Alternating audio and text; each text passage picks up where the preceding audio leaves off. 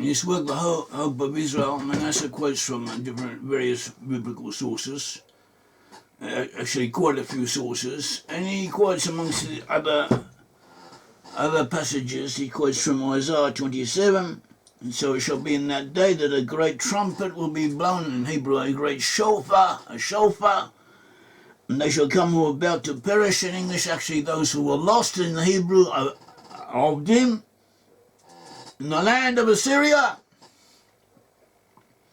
That is the lost 10 tribes. They were outcast in the land of Egypt, according to tradition, meaning the Jews.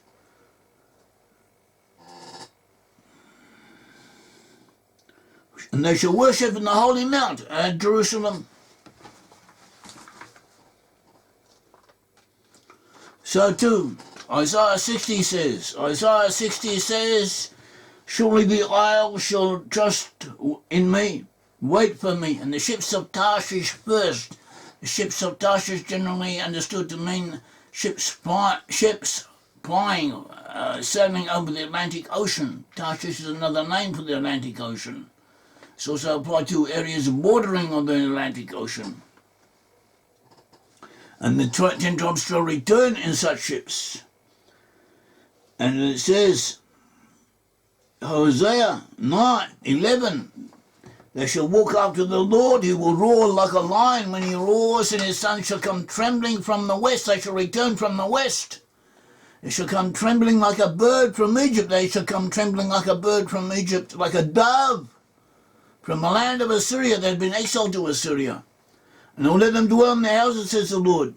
So too, Isaiah 60 says, who are these who fly like a cloud?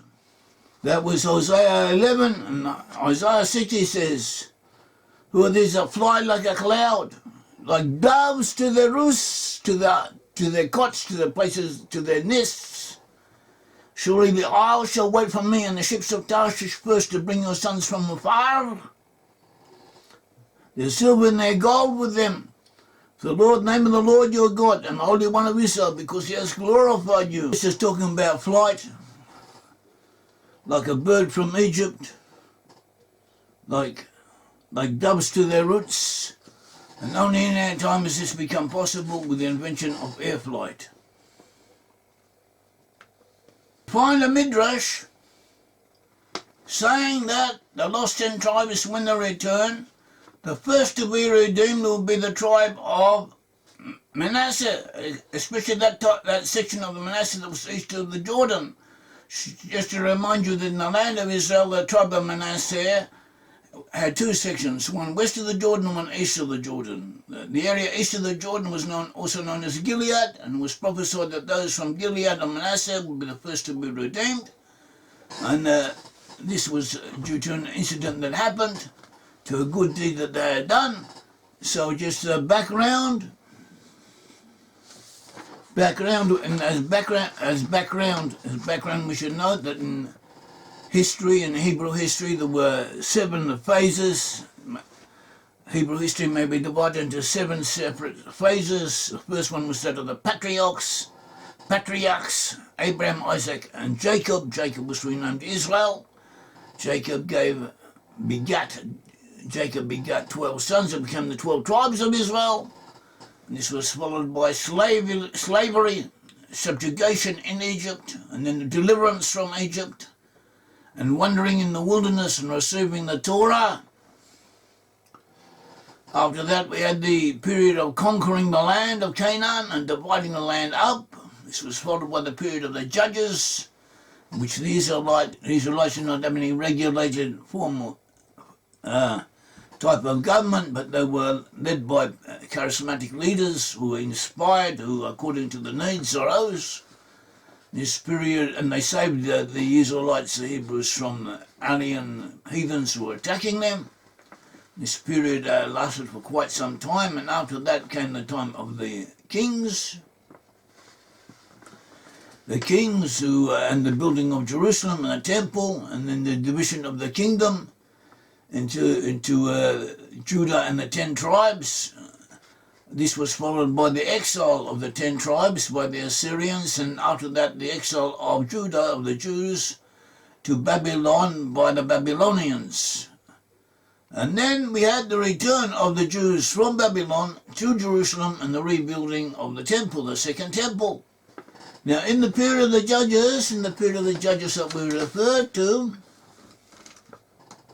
there had been a civil war in Israel between the tribe of Benjamin and all the rest of Israel. It happened that a concubine, a Levite traveller, and his concubine were travelling. They stopped in the township of Gibeah, which belonged to Benjamin, and they lodged there. And during the night, people from Benjamin, men from Benjamin, came and took the woman and raped her to death. And as a result of that, the other tribes demanded that the culprits be brought to justice. Benjaminites refused, and there was a civil war. And most of the tribe of Benjamin was wiped out, including the women. And the other tribes, the tribes of Israel, had taken a vow not to give any of their daughters to Benjamin. It was a risk. The tribe of Benjamin would die out. No wives to procreate from. And they had 600 men without any women. So they made a survey and they found that people from the township of Jabesh-Gilead was east of the Jordan, and when all of the Israelites had commanded each other, demanded of each other that they all come up to fight against Benjamin, the people of Jabesh-Gilead had refused. Therefore they were deserving or condemned to death. And so the other Israelites attacked this city and wiped everyone out except for the virgins. They managed to find 400 virgins that they gave to the soldiers of Benjamin. But it wasn't enough. There were 600 of them and only 400 women to go around. So the 200 that were lacking were allowed to go and abduct women from Shiloh, and Shiloh was in the area of Ephraim. It was the site of the tabernacle. It was a central area, and every year the women, the local girls, would go and dance in the vineyards or by the vineyards round about, and they put on their best clothes, and this was a tradition with them. So the unmarried men of Benjamin were allowed to go and grab and abduct women from Ephraim, and so they were unable to continue.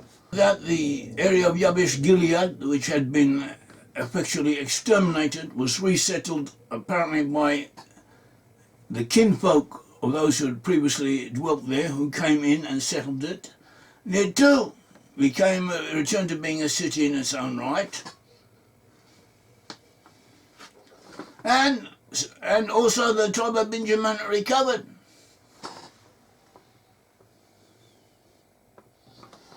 In the course of time, the Hebrews, this was in the period of the Judges, but not everything went as well as it should have done.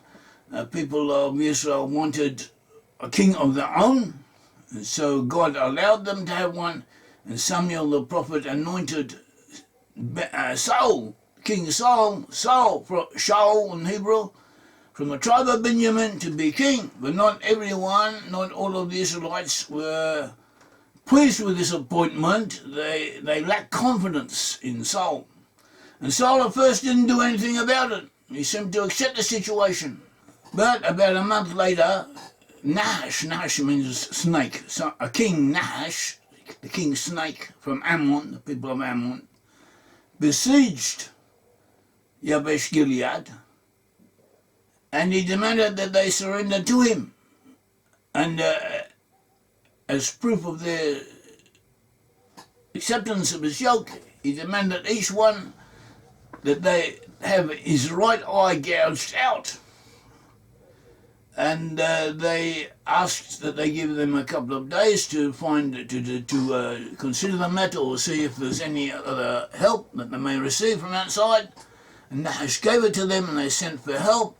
And Saul was aroused by this, Spirit of God came upon him, and he got the Israelites together, and they attacked, and they rescued the people of Jabesh-Gilead from the Ammonites. The Bible tells us in 1 Samuel 11, about a month later, that is about a month after Saul had been anointed king, King Nahash and many of the Israelites had not accepted this anointment. So about a month later, King Nahash of Ammon assembled his army against the Israelite town of Jabesh-Gilead. But all the citizens of Jabesh-Gilead asked for peace. Make a treaty with us, we'll be your servants, they pleaded. All right, Nahash said, all right, but only on one condition. I will gouge out the right eye of every one of you as a disgrace to all Israel. So they replied, give us 7 days to send messengers throughout Israel, replied the elders of Jabesh. And if no one comes to save us, we will agree to your terms. When the messengers came to Gibeah of Saul, where Saul was, Saul lived in Gibeah, in Benjamin. And when the messengers came to Gibeah of Saul and told the people about their plight, everyone broke into tears. Saul had been ploughing the field. He was supposed to be king, but no one had accepted, not enough people. Had not been sufficient acceptance of his anointment. So he'd gone back to ploughing the field as if nothing had happened. Been ploughing the field with his oxen, with his bulls. And when he returned to town, he asked the people, he saw that something was wrong. He asked them, what's the matter? Why is everyone crying? So they told him about a message from Jabesh. Then the Spirit of God came powerfully upon Saul. And he became very angry. He took two oxen, two bulls that they used for ploughing. They didn't have tractors in those days. And oxen were very important. And he cut them into pieces, and he sent the pieces with messengers to carry them throughout Israel with this message. This is what will happen to the oxen of anyone who refuses to follow Saul. He didn't threaten to kill them. He says, anyone doesn't come, I will kill their oxen, I will kill their beasts of burden. They will be in quite a sorry plight without the means to plough the fields and do what has to be done. And anyone that does not come, this is what will be done to his beasts of burden. This is what will happen to the oxen of anyone who refuses to follow Saul and Samuel into battle. And the Lord made the people afraid of Saul's anger, and all of them came out together as one. When Saul mobilized them at Bezek, he found that there were 300,000 men from Israel and 30,000 men from Judah. So Saul sent the messengers back to Jabesh-Gilead to say, we will rescue you by noontime tomorrow. There was great joy throughout the town when the message arrived. To the men of Jabesh then told their enemies, tomorrow we will come out to you, and you can do to us whatever you wish. But before dawn the next morning, Saul arrived, having divided his army into 3 detachments. He launched a surprise attack against the Ammonites and slaughtered them the whole morning. The remnant of the army was so badly scattered that no 2 of them were left together. Then the people exclaimed to Samuel, now where are those men who said, why should Saul rule over us? Bring them here and we will kill them. They wanted to kill those who refused to accept the anointment of Saul. But Saul replied, no one will be executed today, for today the Lord has rescued Israel. Then Samuel said to the people, come, let us go to Gilgal to renew the kingdom. So they all went to Gilgal, and in a solemn ceremony before the Lord, they made Saul king. Then they offered peace offerings to the Lord, and Saul and all the Israelites were filled with joy. That is what the Bible tells us. What the Bible tells us in 1 Samuel chapter 11. After that, Saul ruled. Saul became king. Then he ruled. At the end of his reign, He was killed fighting on behalf of Israel, fighting against the Philistines. He was killed on Mount Gilboa in the northeast, and he, together with 3 of his sons, and when he was killed, he and the three sons, the bodies of Saul and his 3 sons were taken and stuck up on the walls of Beth-Shan, which was a Philistine city.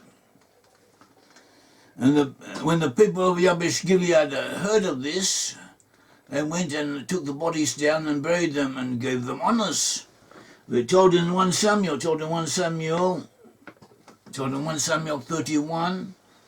11, beginning from verse 11, when the people of Jabesh-Gilead heard what the Philistines had done to Saul, to all their mighty warriors, when the people of Jabesh-Gilead heard what the Philistines had done to Saul, all their mighty warriors travelled through the night to Beth-Shan and took the bodies of Saul and his sons down from the wall. They brought them to Yabesh, where they buried the bodies. Then they took their bones and buried them beneath the tamarisk tree at Yabesh, and they fasted for 7 days. So that was the background to the promise that was given to the tribe of Manasseh. The Midrash tells us, where do we learn? Where do we learn about the act? Where do we learn about the duty of doing kindness to those who are mourning? We learn it from the people of Jabesh-Gilead, who said to themselves, are we not obligated to repay kindness to the man who saved us from being disgraced by the people of Ammon? Consequently, all the valiant men amongst them stood up and went all night long, and they reached the walls of Beth-Shan. As it says, all the valiant men arose and went all night and took the body of Saul. God therefore said unto them, I will give you a reward. In the future I am destined to ingather Israel from the 4 corners of the earth. This both Judah and the 10 tribes. And firstly ingathers the half tribe of Manasseh, as it says in Psalms 80, says in Psalms 67, Gilead is mine is Manasseh. And out of that, it ingathers Ephraim, as it says, Ephraim also is the strength of mine head. Psalm 67. So we see that because of this deed of the people from Jabesh-Gilead, they are destined, they and their descendants and all of their tribe are destined to be the first to be redeemed. That is, Manasseh comes first, after that, Ephraim. So you may ask, what is so great in what they did? It's a good deed, fine. But what is exceptional about it? There are other things, other good things that could be done that probably were done. Why was that deed alone valid for such a great reward? So we don't really know. It's probably connected to other things, but we should point out that the necessity, the act of helping the bereaved, of burying the dead, of helping the mourners, of being kind to those who have passed away, is considered a great deed indeed. A great deed indeed. And one of the reasons given is because the people you are doing the kindness to, that is those who have passed away, they're not going to be able to repay you. You're not going to get any benefit out of it. You're doing it for its own sake more than anything else. Other good deeds, there might be something in it for you somewhere along the line.